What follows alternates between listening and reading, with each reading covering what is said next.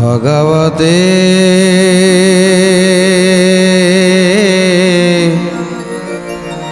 वासुदेवाय।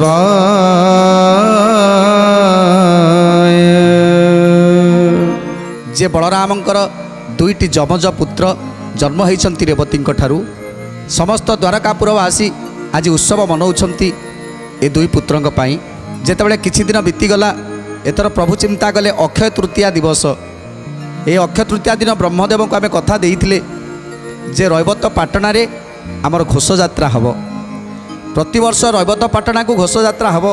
तेणु समस्त यादव मानक नहीं विचार करुछन्ति जे आमे समस्ते जिबा आउ सेठी घोष यात्रा आरंभ करिबा। तेणु घोष यात्रा पाई समस्ते आज बाहरी पड़िछन्ति यादव माने। समस्ते रथ रथरे बसी गज अश्वरे बसी आज समस्ते बाहरी पड़िले रैवत पाटना जावाकू। रैवत पाटना रे जाई से रैवत पर्वत रे विराजमान कले। समस्ते आनंद चित्तरे खाद्य ग्रहण करी पानीय ग्रहण करी सुस्थ होई से जगार अछंती। एही समय दूत सिंहल देशर राजांकर कथा कहउछंती। सिंहल देशर राजा सत्यव्रत एही निकटरे तांकर घर आउ तांकर दुईटी कन्या अछंती श्रिया और सत्यवती आउ तांकर पांचटी पुत्र अति धर्मपरायण से प्रजावत्सल। तेणु सत्य धर्म न्याय ये केवल सत्य धर्म न्याय रे चलती। ब्रह्मा रुद्र इंद्र समस्ते तांक राज्य को जीवा डरती तांक देश को जीवा डरती।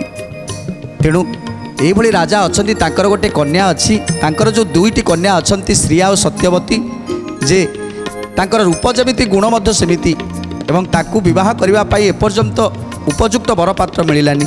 से राजा पण करिसंती तांक खुआड़े थिबा 100 षंढ अछंती। जो षंढ को जदि केही रजुरे बांधी पकाए ताहले से कन्या दुईटी को तांक हस्तरे समर्पण करिवे। ए कथा को जेतेबेले सुनिले समस्त यादव माने आज अनुरोध करुछंती कृष्ण को, हे प्रभु आपण ही केवल एक कथा पारिबे। कारण ये संसार एमिति केही नाही जे शत षंढ को से बंधन करि परिबो केवल आपणक छड़ा। ये कथा शुणी आज समस्ते बाहरी छंती सत्यव्रत राज्य से सिंहल देश को। द्वापरे विवाह हेबे अनेक जे कन्या अनेक जे कन्या लक्षे 72 सहस्र नवतनुजे माँ नवतनुजे माँ। गोविंद माधव कृष्ण श्री मधुसूदन श्री मधुसूदन। गोविंद माधव कृष्ण श्री मधुसूदन श्री मधुसूदन। सत्यव्रत नरपति सत्य करिथिला सत्य करिथिला। इह परलोके तार ज्ञान उदेला ज्ञान उदेला।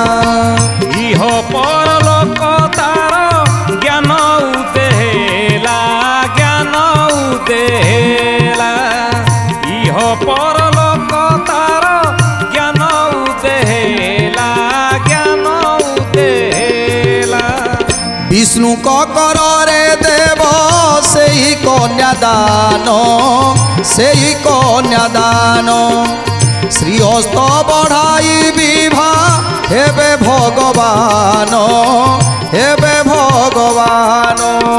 श्रीहस्त बढ़ाई विभा हेबे भगवान हेबे भगवान।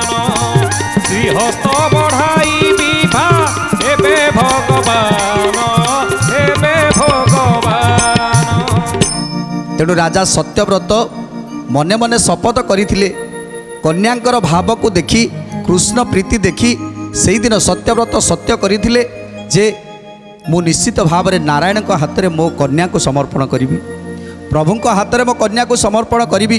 कारण द्वापर जुगरे प्रभु कृष्ण अवतार रे जन्म हेबे आउ ए भारा को निवारण करिबा पाई अनेक दैत्य को विनाश करिवे। समस्त राजा को दमन करी ये धरा पृष्ठ को सुखरे शांति पालन करिवे। आ तेणु तेणु निश्चित भाव में पुर को आसिवे। कारण से होचंती भक्त भावग्राही। भक्तंकर भाव से कोठी भी रही पारंतिनी। तेणु प्रभु निश्चित आसिवे ए जगह को प्रभु निश्चित आसिवे। सेइति पाई ଯେତେବେଳେ କନ୍ୟାମାନଙ୍କର ସ୍ୱୟଂବର କରିବା କଥା ଚିନ୍ତା କରୁଛନ୍ତି, ରାଜ୍ୟ ସାରା ସମସ୍ତେ ଚିନ୍ତା କରୁଛନ୍ତି କନ୍ୟାର ବୟସ ହୋଇଗଲା ଏଥର ବିବାହର କରିଦେବା। କିଏ କେତେ କଥା କହିବ। ଦେଖ ଏ ରାଜା କନ୍ୟାମାନଙ୍କର ବୟସ ହୋଇଗଲାଣି, ଏପର୍ଯ୍ୟନ୍ତ ତାର ବିବାହ କାର୍ଯ୍ୟ ପାଇଁ କିଛି ବ୍ୟବସ୍ଥା ବି କରୁନାହାନ୍ତି। ତେଣୁ ସେଇଥିପାଇଁ ସ୍ୱୟଂବର ସଭାକୁ ଡକେଉଛନ୍ତି। ଆଉ ଗୋଟିଏ ସର୍ତ୍ତ ରଖିଛନ୍ତି, ଯଦି ମୋ କନ୍ୟାର ପାଣି ଗ୍ରହଣ କରିବ କିଏ, ତାହେଲେ ଇଏ ଶତ ଷଣ୍ଢକୁ ବନ୍ଧନ କରିବାକୁ ପଡ଼ିବ। ତେଣୁ ଏଭଳି ପ୍ରତିଶ୍ରୁତି ରଖିଛନ୍ତି, ଏଭଳି ସର୍ତ୍ତ ରଖିଛନ୍ତି। ତେଣୁ ଯେଉଁ ରାଜାମାନେ ସବୁ ଆସନ୍ତି ସେମାନେ ଏ କଥାକୁ ଶୁଣିକି କେହି ଡରରେ ଆସୁନାହାନ୍ତି, କାରଣ ଗୋଟିଏ ଷଣ୍ଢର ବଳ ପ୍ରାୟତଃ କୋଟି କୋଟି ସିଂହର ବଳ। ତେଣୁ ଏମିତି ଭାବରେ ପାଳନ କରି ରଖିଛନ୍ତି ସେ ଷଣ୍ଢମାନଙ୍କୁ, ଯେ କି ଶତ ଷଣ୍ଢଙ୍କର ପ୍ରବଳ ବଳ, ପ୍ରବଳ ପରାକ୍ରମ। ଶତ ହସ୍ତି ପରାକ୍ରମ ବହିଛନ୍ତି ଷଣ୍ଢ, ଏକୁ ଏକ ସମସ୍ତେ ଯେ ଅତ୍ୟନ୍ତ ଉଦଣ୍ଡ। ଏକୁ ଏକ ସମସ୍ତେ ଯେ ଅତ୍ୟନ୍ତ ଉଦଣ୍ଡ, ଏକୁ ଏକ ସମସ୍ତେ ଯେ ଅତ୍ୟନ୍ତ ଉଦଣ୍ଡ। ସୁବର୍ଣ୍ଣ ଖମ୍ବରେ ଯେଉ ଏହାଙ୍କୁ ବାନ୍ଧିବ, ରାଜା ସତ୍ୟ କରିଅଛି କନ୍ୟା ତାକୁ ଦେବ। ରାଜା ସତ୍ୟ କରିଅଛି କନ୍ୟା ତାକୁ ଦେବ, ରାଜା ସତ୍ୟ କରିଅଛି କନ୍ୟା ତାକୁ ଦେବ। ତେଣୁ ଏ କଥା ଭାବିଛନ୍ତି ସତ୍ୟବ୍ରତ ରାଜା, ଯେ ଏଇ ଯେଉଁ ଷଣ୍ଢମାନଙ୍କୁ ଅକ୍ତିଆର କରିବା କାହାର ଶକ୍ତି ନାହିଁ।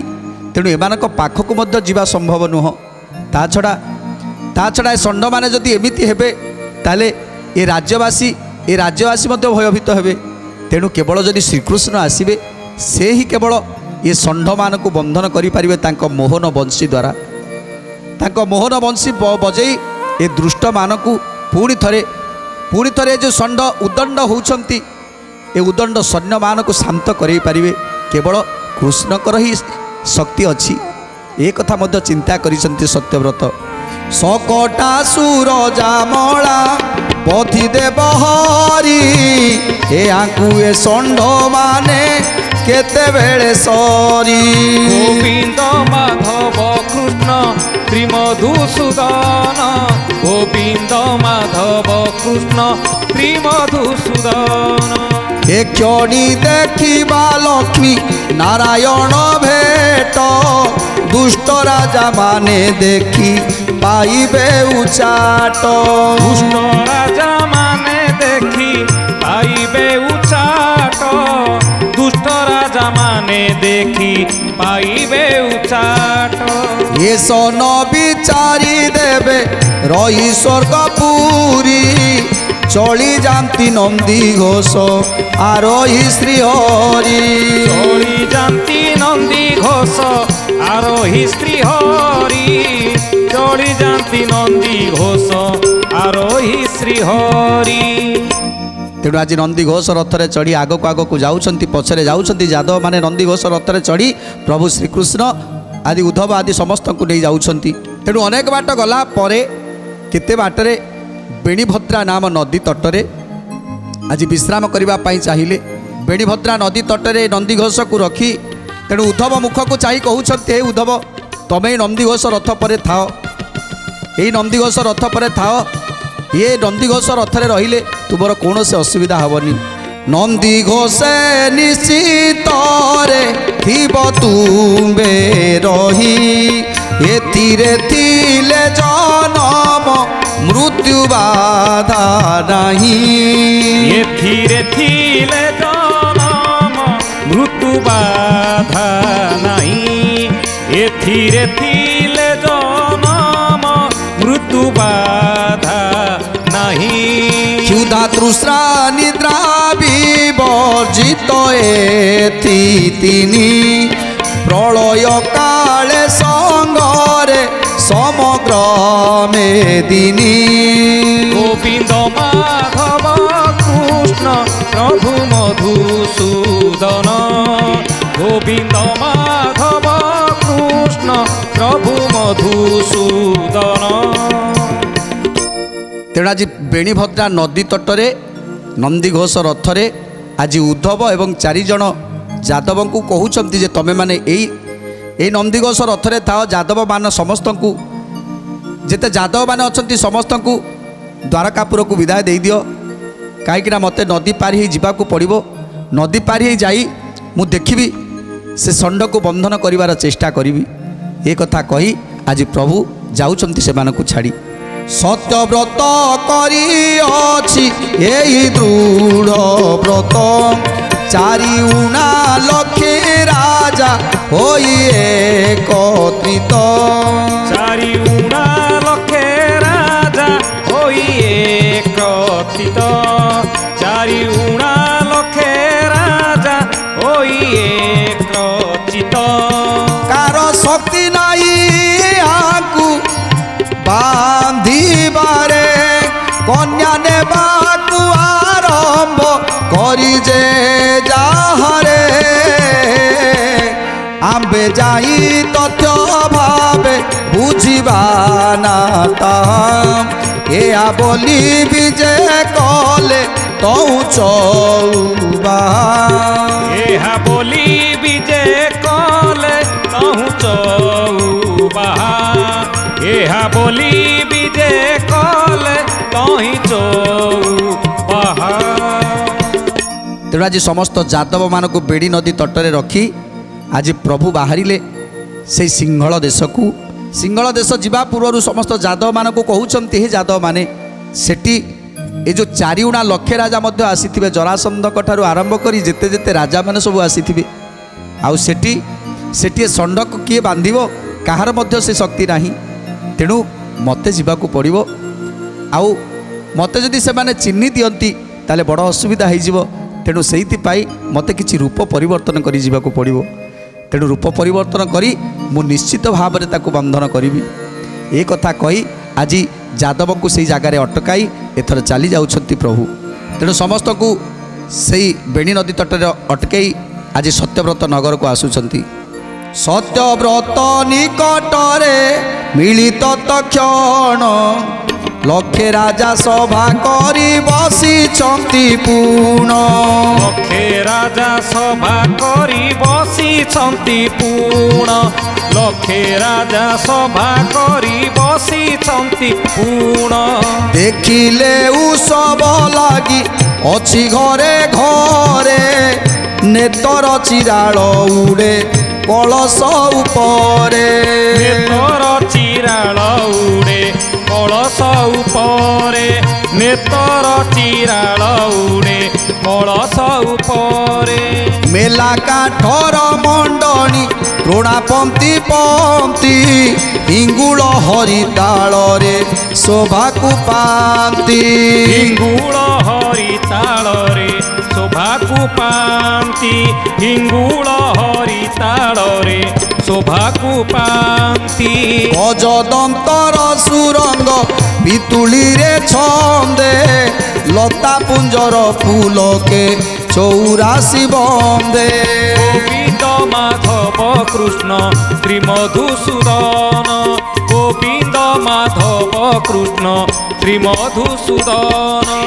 ତେଣୁ ଆଜି 4 ଲକ୍ଷେ ରାଜା ମଧ୍ୟ ଅଛନ୍ତି, ସମସ୍ତଙ୍କର ଗଜ ଅଶ୍ୱମାନେ ଅଛନ୍ତି, ସେମାନଙ୍କ ପାଇଁ ସୁନ୍ଦର ସୁନ୍ଦର ବ୍ୟବସ୍ଥା ମଧ୍ୟ କରାଯାଇଛି। ତେଣୁ ଏସବୁକୁ ଦେଖି ଅନତି ଦୂରରୁ ପ୍ରଭୁ ଦେଖୁଛନ୍ତି। ଅନେକ ରଥି ପଦାତି ଗଜ ପ୍ରମିତ, ରଥି ମହାରଥି ମିଳି ଅଛନ୍ତି ସମସ୍ତ।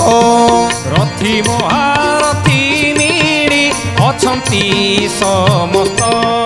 ରଥି ମହାରଥି ମିଳି ଅଛନ୍ତି ସମସ୍ତ। ସମସ୍ତ ଦଳି ଶହେ ସତ୍ୟବ୍ରତ ରାଏ, ସବୁକୁ ଲେଖି ଦିଅଇ ଯାହା ଯେହୁ ଚାହେଁ। ସବୁକୁ ଲେଖି ଦିଅଇ ଯାହା ଯେହୁ ଚାହେ। ସବୁକୁ ଲେଖି ଦିଅଇ ଯାହା ଯେହୁ ଚାହେ। ଆଜି ଦନ୍ତବକ୍ର, ରୁକ୍ମଣ, ସାଲ୍ୱ, ଶିଶୁପାଳ ଆଦି ଯେତେ ସମସ୍ତେ এই যে 4 ଲକ୍ଷେ ରାଜା ସମସ୍ତେ ଆଜି ଅଛନ୍ତି ଜରାସନ୍ଧଙ୍କ ସହିତ। ଜରାସନ୍ଧଙ୍କ ସହିତ ସମସ୍ତେ ଅଛନ୍ତି। आउ मेढ़ उपर विजय करिसंती दुईटी कन्या जहाँकि पुष्पहार को धरी छिड़ा होती आउ आउ समस्त अपेक्षा देखुंट जे खुआड़ भितर एक विराट एक खुआड़ भितर षंड शतषंड रूप को देखी आज समस्ते जमी कंपी उठुंट आउ गोटे गोटे षंड को शह शह गाई तेणु आज से खुआड़ भितर समस्ते बुलूंट समस्ते समस्ते होती उदंड से मैंने चाहूँगी कहीं जदि ये आसी जाए ताले से खंड विखंडित करदेवे ये भाव में रही समस्ते सत्यव्रत करी अछि एने सत्य विधि षंढे जे बांधिब देव कन्या रत्न विधि षंढे जे बांधिब देव कन्या रत्न विधि षंढे जे बांधिब देव कन्या रत्न विधि अवज्ञा करी न जेबा कन्या नेब बळे मुर्दा फाटी प्राण तार जीव मेढ़ तले मुर्दा फाटी प्राण तार जीव मेढ़ तले मुर्दा फाटी प्राण तार जीव मेढ़ तले तेणु आज समस्त राजा माने बसिछंती ऊपर बेढ़ उपर बसिछंती कन्या दुई जन तांको पाखरे बसिछंती तांकर पिता सत्यव्रत आज सत्य करुछंती एवं समस्त को कहउछंती हे राजा माने जदि कहार सत साहस अछि जदि कहार बल अछि ताले षंड को बांधिकी देखाओ ए 100 षंड को जदि गोटे रजुरे तमे बांधि पारिवो ताहले ताहले मो कन्या सहित ए दुईटी कन्या सहित तुमर विवाह करदेवी आउ जदि बंधन न करि पार ताहले ए सभारे बसिबार मध्य अधिकार तमर नाही एठु जेते शीघ्र उठी चली जाओ आ जो माने बंधन करबा पई इच्छुक रखिछ ताहले ताहले एठी बस आउ जण जण करी जाओ से षंड को बंधन कर तेणु आज भयर कई जाई पारुनाती भय लगुच से षंड मान को देखला मात्रे भय लगुच आहरी सत्यव्रत कहउछंती देख जदि तुमे माने न बांधि पारिबो ताहले एठी बसिबार कोनोसी अधिकार नाही तुमे चली जाओ आउ जदि कई बल प्रयोग करी मो कन्या को नबा पाई चेष्टा करिवो तार मध्य व्यवस्था अछि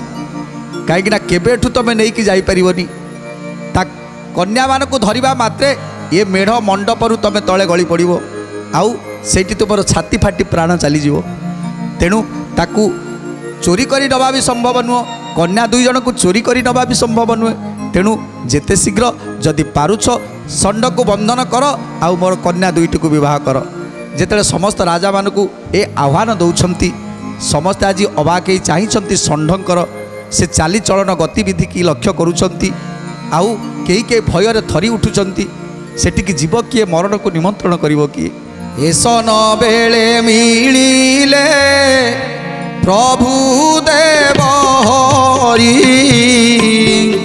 शुक्लांबर पुरुष से विश्वरूप धरी शुक्लांबर पुरुष से विश्वरूप धरी शुक्लांबर पुरुष से विश्वरूप धरी नीलइन्द्रिवर प्राय विराजई बपू धीरे गमन करती दांडे मधुरीपू धीरे गमन करती दांडे मधुरीपू धीरे गमन करती दांडे मधुरीपू लंबित जुड़ा हस्तरे सोहे तंबा गड़ू धोती उतरी रुद्राक्ष माला करे खड़ू धोती उतरी रुद्राक्ष माला करे खड़ू धोती उतरी रुद्राक्ष माला करे खड़ू जो रूप को किए केबे देखी नाहांती से 96 सहस्र राजा माने केबे देखी नांती जो रूप आज से रूप को धारण करिसंती प्रभु श्री कृष्ण। को रूप ना जो रूप गोपपुर रे जो रूप थिला इंद्र नीलमणि रूप नीलवर्णर शरीर पीत बसन हाथ रे गड़ू हाथ रे खड़ू ये सब को धारण करिसंती आज मुकुट बांधिछंती आउ बंशी हाथ रे धरिछंती इंद्र नीलमणि वेश को धारण करिछंती प्रभु श्री कृष्ण। अपूर्व पराये मणि चाहि सर्वजन मोहिले सकल मन देव जनार्दन मोहिले सकल मन देव जनार्दन मोहिले सकल मन देव जनार्दन नयन स्थिर करिण सर्वे छंती चाहि बोइले धन्य होइलु नरतनु बहि बोइले धन्य होइलु नरतनु बहि बोइले धन्य होइलु नरतनु बहि एक एक गुण याक बाहुनी बाकेते अशेष कोटि पृथ्वी रे जीव जंतु जेते अशेष कोटि पृथ्वी रे जीव जंतु जेते अशेष कोटि पृथ्वी रे जीव जंतु जेते आज से रूप को धारण करी इंद्र नीलमणि रूप को धारण करी कृष्णकर से अद्भुतपूर्व रूप को धारण करी आज धीरे धीरे आसुचंती जी देखुचंती से रूप आज समस्ते चकित हो चाहि रहउचंती कि रूप एमिति रूप मनीष आमे केबे भी देखिनु तेणु ए सब कथा आज चिंता करुचंती तेणु प्रभु एथर कौन कले जाई पहुँचले कि नहीं तांकु से जरासंधर बल माने समस्ते चिन्हि पारिले कि नहीं किबा श्रिया सत्यवती को विवाह करिवे कि नहीं षंड मान को बांधि पारिवे कि नहीं सुंदर कथा जानिबा परवर्ती अध्याय आज तो समय सारा देलानी आज बाणी की विराम दबा टे प्रभुंकर नाम संकीर्तन कर आज कार्यक्रम को समाप्त करवा। भज गोविंद गोविंद भज गोविंद गोविंद भज भज गोविंद गोविंद भज भज गोविंद गोविंद भज राधे गोविंद राधे गोविंद राधे गोविंद राधे गोविंद जय राधे गोविंद भज भज गोविंद